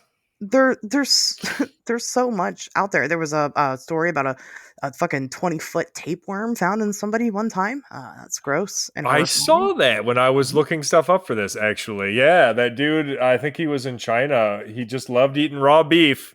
Turns out, cook your fucking meat, you Yeah, guys. This is not difficult, right? We've been doing it for thousands of fucking years. Like human beings have been cooking meat for a long time. In fact, our ability to figure out such big brained fucking things as cooking meat and just food in general probably contributed to the development of our enormous, oversized fucking uber minds, which is why we are currently dominating the planet enough to destroy it. But my point is, evolutionarily, like cooking meat has been nothing but good for us. There's yeah, no reason to stop unless you want unless you want to be shitting out a 20-foot tapeworm, cook your meat. Just cook it. yeah. It's not hard. Cooking meat, wiping your ass, and washing your hands. These are all very. If you can do nothing else in your life, do these three things, and you'll be okay. Right? Yes. That's all we're asking. Um, but like I said, there's definitely a lot more horrifying things out there. As I know, it sounds crazy. Wanted to keep this list a little more lighthearted. On that note, I have one more. I do Okay. have one more. This is hematidrosis. Have you heard of this? All Hematidrosis. right. So, Only because you sent it to me. yeah, well, that's honest. Thank you. So hematidrosis, and again, this one is definitely where the supernatural is going to take the wheel here a little bit. Even though Yeah. this is a recognized medical condition, it's sweating or crying blood. So having sweaty Hmm. blood or crying bloody tears is hematidrosis. So you'll have instances of people having this weird phenomena. Obviously, when they're sweating blood, and that seems to be the most common. They're sweating it from typically where your sweat glands would be, and so what's happening? It's not really we're not really completely sure, but what's happening is the capillaries that are around your sweat glands have constricted so much to the point to where they actually will burst. So then when you start sweating, or if it's near your tear ducts, it can happen there as well. You'll start sweating or you'll start crying, and they will be blood tinged because of the blood coming out of those capillaries, which are blood vessels. Um, it is a very strange phenomena. It seems to happen the most, first of all, to women. Over 80% of the sufferers of this are women. That Um, sounds fair. and it seems to happen. Thanks. Yeah. Well, that's us, right? We're really good at bleeding from strange places. It's what we do. Um, Sure. so experts over here. Okay, we know how to bleed. Damn it. And it also seems to happen in response to extremely stressful situations. But that stress can be subjective, just like stress is. But it's been recognized in people in combat. It's been recognized in death row inmates. Obviously those are extenuating circumstances. I came across a story, actually it was a medical study of a woman who developed this during the height of the COVID pandemic, right? When there was a lot of uncertainty and we were all stuck at home. And so obviously high stress there.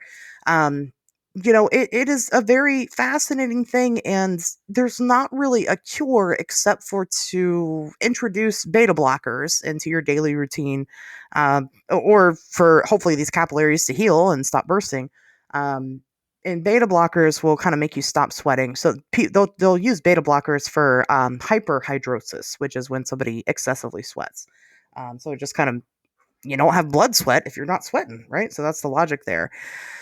Now, the reason why, of course, this gets shipped with, the paranormal, is for obvious reasons. But the number one reason is your favorite and mine, stigmata.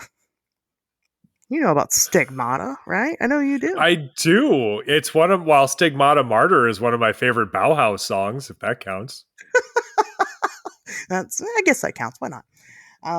Most of the time in stigmata, of course, the big focus is the bleeding from the hands, right? In stigmata, you have very Christ-like wounds that pop up allegedly, and Sure. this is one of those things that'll get its, religious miracles will get its own episode, I promise. We got to do that. I love me some religious miracles. Oh, fuck yeah. Definitely. Stigmata is one of those. But another thing that'll happen in cases of stigmata is they'll bleed from the eyes, right? So, like Jesus. Jesus himself in the Bible started bleeding from all of his pores at one point, just before he ended up getting, not necessarily captured by the Romans, but taken by the Romans, right, to go die or whatever. So this is something that has been around at least for 2,000 years, that we know of. There's debate whether or not Jesus was a real person or a fictional character. It doesn't matter, because the Bible is still really fucking old, and whoever wrote that shit had to have seen that happen at some point to make it up, if it's made up. But this is definitely a very old phenomena that's been around forever. And guess what else happens in stigmata? It mostly happens to women. So, Interesting. is it a miracle, or is it just a medical anomaly? So what you're saying is all women are Jesus. Yes. That's what I'm taking away from this. That's true. That's what I'm saying. Yeah, they are. All accurate. Of them are Jesus. Or hear me out, vampires. So about half the women are Jesus, and about the other half are vampires. You gotta have balance. I knew it. A bunch of Jesuses and vampires running around, bleeding everywhere. Jesus vampires. Now Jesus is a zombie, technically, so you got zombies and vampires. I guess it depends on what version of Jesus, right? Yeah, I mean, people have said I've heard the zombie thing before. I don't know. I feel like zombies are mindless, right? So, like, certainly some sort of revenant, sure, coming They don't. back from the dead, but you Zombies don't think don't have to zombies be have to be mindless. I guess they Yeah. don't have to be. It depends on who you're talking to. I mean, what about But he also Frankenstein's wasn't rotting. monster? Do they have to be decomposing? Well, We how have do to you know define. We have to strictly define zombie. How do you know he wasn't decomposing? Nobody mentioned it. It's an assumption. You'd be making an assumption Right. You don't because know.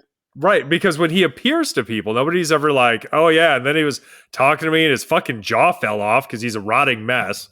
Like nobody ever says that.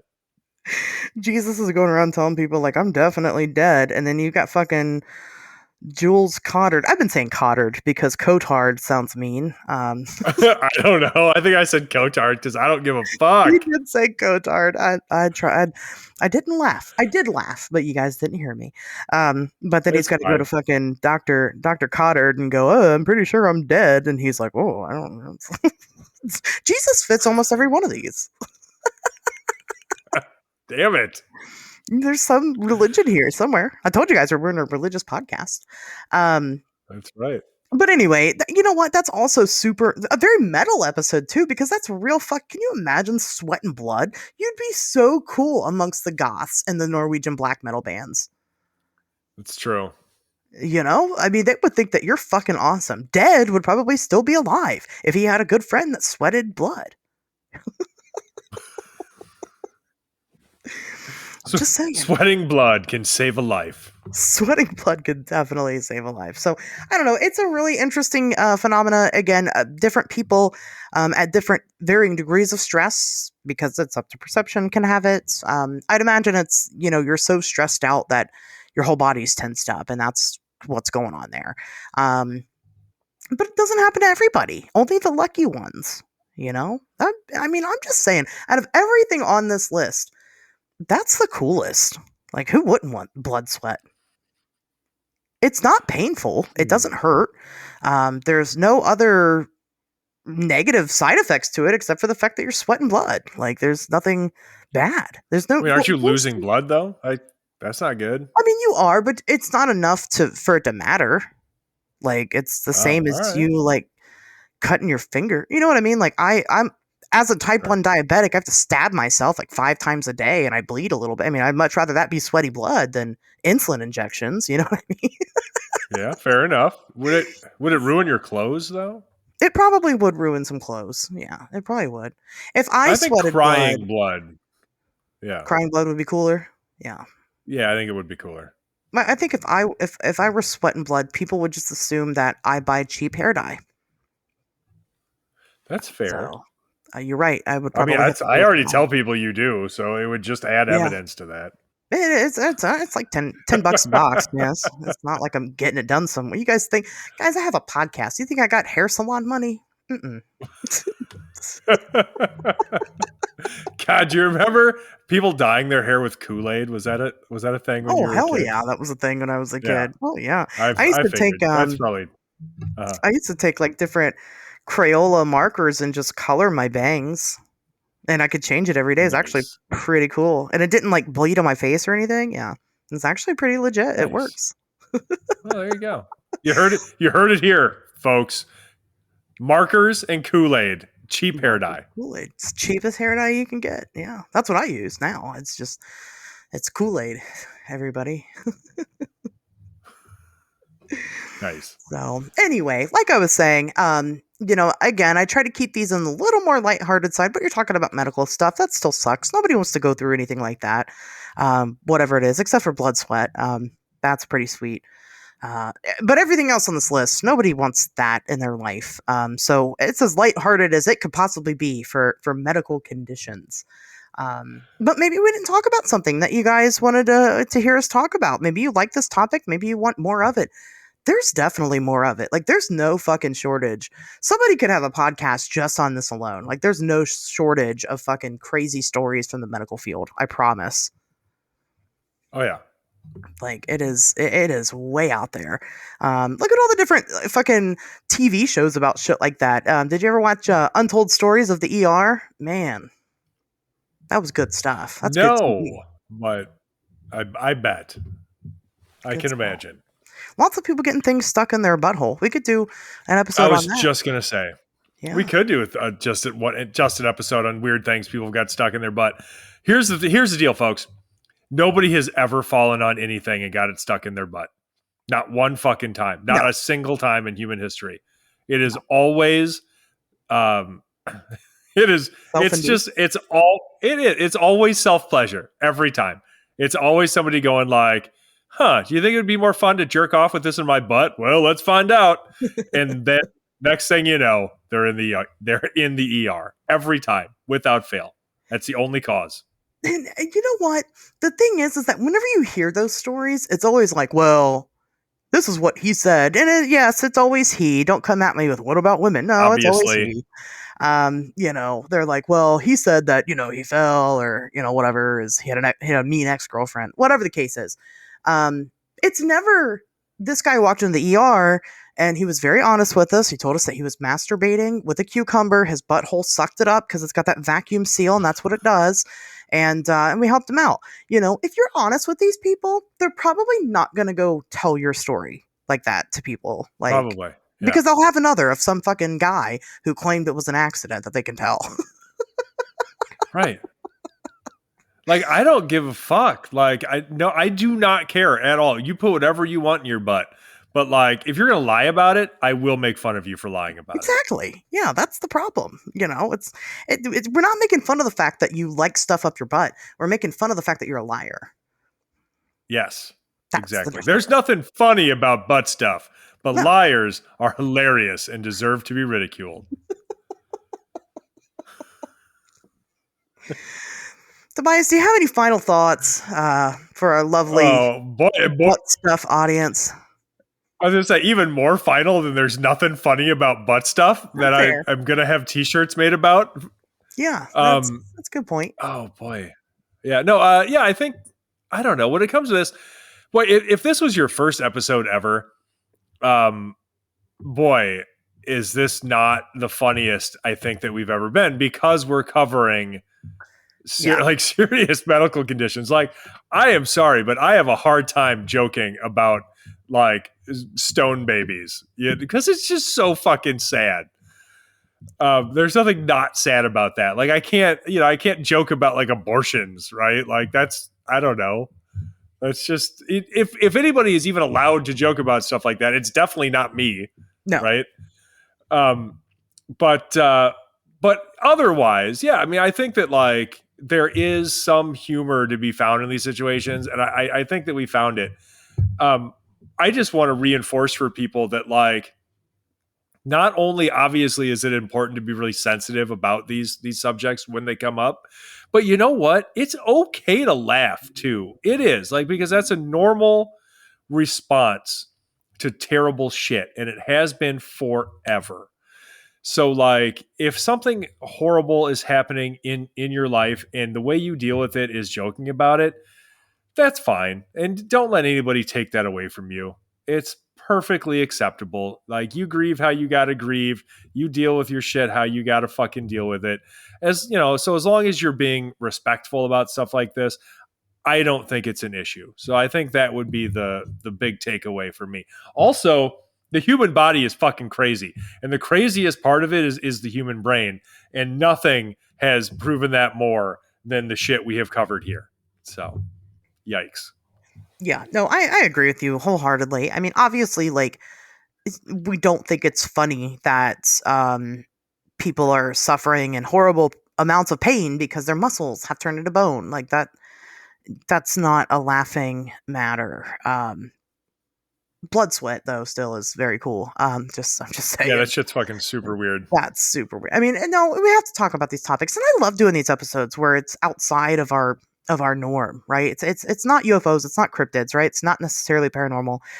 It's just weird, and that's what the show was made for, also. Because, guys, I have burnout sometimes, and sometimes I don't want to fucking read about a UFO case or whatever. Sometimes I just want to read about weird shit because I love weird shit. And so whether or not you liked it, I don't care. I liked it.